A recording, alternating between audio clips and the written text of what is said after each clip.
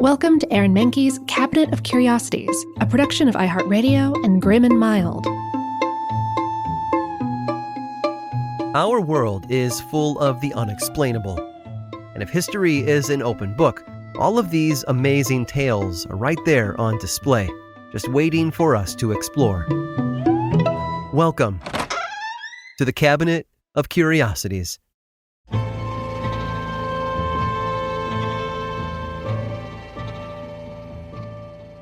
Nightingale, lark, falcon, crow, snipe, loon, seagull, heron, turtle dove, magpie.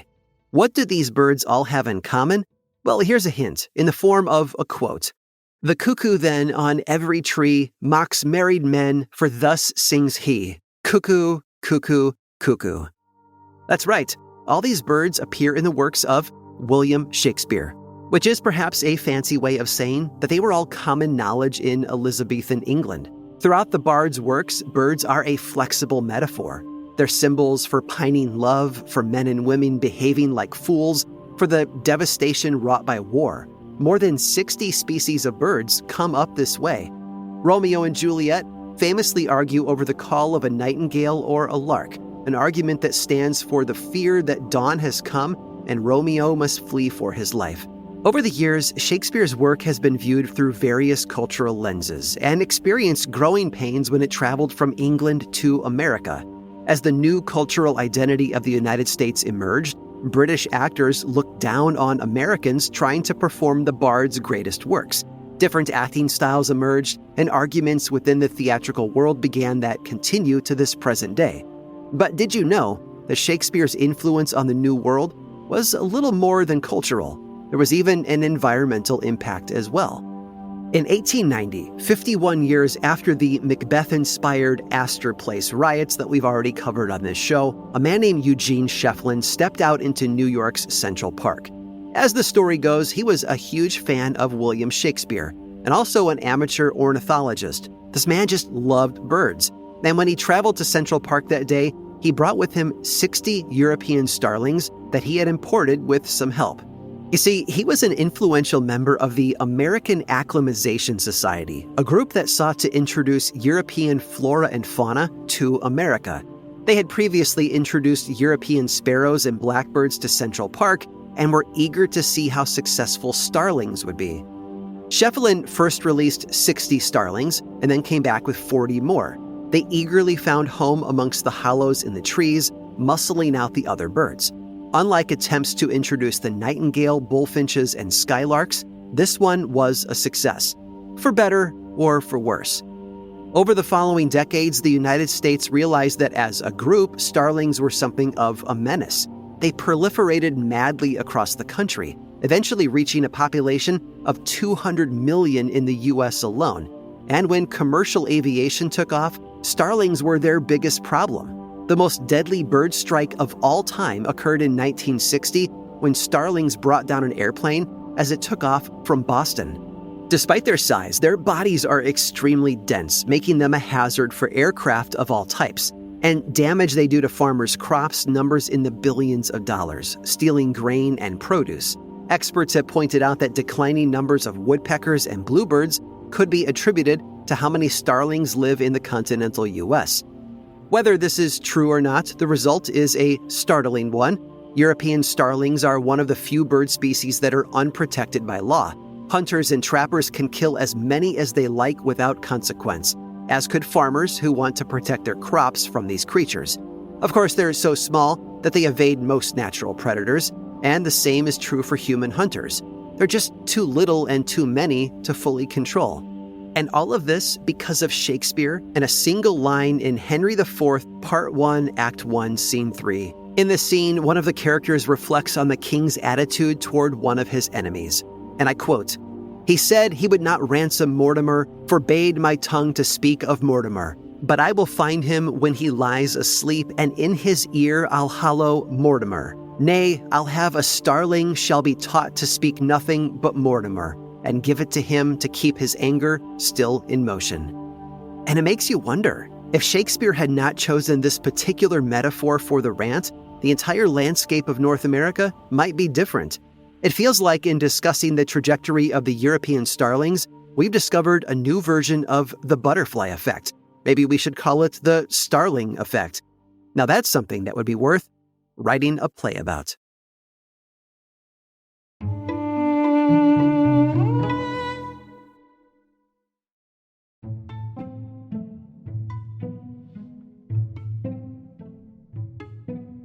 In 1955, Soviet newspapers were awash with stories on the future of space exploration. Humankind was not destined to remain on Earth, they insisted. Our future lay in the stars, and the charge into that great unknown would be led not by the West, but by the Russians. And cementing these bold proclamations was a somewhat mundane development. Moscow had just approved the formation of a new commission to study interplanetary space. In other words, nothing had been built yet, the science still had to be done, but the Soviet Union was ready to spend the rubles to make it happen. The news was picked up by the American media sources, setting off alarm bells in Washington, D.C. In July, the Eisenhower administration announced plans to launch a satellite into orbit by 1958. And thus, the spark had been lit. Thrusters primed and ready, all systems go. The space race had begun. But here's the thing. Those Soviet articles that stirred the U.S. into action, they were a lie, or at least a massive exaggeration. The man behind them was a scientist named Sergei Korolev, who had spent the last decade building missiles for the Soviet Union. Korolev was convinced that his rockets had greater purposes than just blowing people up, and had recently lobbied the Soviet government to create a satellite program. The response had been lukewarm at best. Moscow wasn't interested in throwing away money on science without a clear military purpose. But Korolev wasn't ready to give up. He rewrote the proposal for a less expensive program and then got to work drumming up enthusiasm. He put out speculative articles that first got Russians and then Americans hyped about the possibilities of space travel. And then when Washington took the bait, Korolev knew his gambit had paid off. Soviet leadership reversed course, embracing the program that he had asked for, and suddenly he had everything he needed: permission, funding, and the authority to move forward. And move forward he did. Korolev personally oversaw the design and construction of the world's first artificial satellite, Sputnik 1. The polished metal sphere, equipped with 4 antennae, was small, simple, and built in record time. On October 4th of 1957, it was launched into orbit with an R-7 intercontinental ballistic missile, the first rocket of its kind, engineered by Korolev himself. The launch of Sputnik ignited a frenzy in the West, spurring the U.S. government to accelerate its own space program. Meanwhile, Korolev's bosses in Moscow were over the moon, no pun intended, with his splashy success, and gave him the green light for even more ambitious projects. Korolev didn't let the momentum go to waste either. Just a month after Sputnik 1, he launched Sputnik 2, carrying the first living passenger into orbit, a dog named Laika. Then, in 1961, he achieved the unthinkable. He put the first human, Yuri Gagarin, into space aboard the Vostok 1. Every major Soviet space milestone of the era bore his fingerprints. Yet despite all he had done for the Soviet Union, Moscow kept the identity of Sputnik's creator a secret until after his death, almost like they were ashamed of their greatest rocket scientist. And maybe they were. You see, at the time Korolev started his space program, he was technically a political prisoner. In 1938, during Stalin's purges, he was arrested on falsified charges of anti-Soviet activities and sent to the Gulag, where he nearly died of malnutrition and abuse. Only the desperate need for missile engineers during World War II saved his life. He was quietly pulled from the camps and forced to work under strict supervision, designing weapons for a regime that had nearly killed him. Even after his later rehabilitation, Korolev remained under constant surveillance, unable to travel abroad or even be publicly named as the leader of the Soviet space program.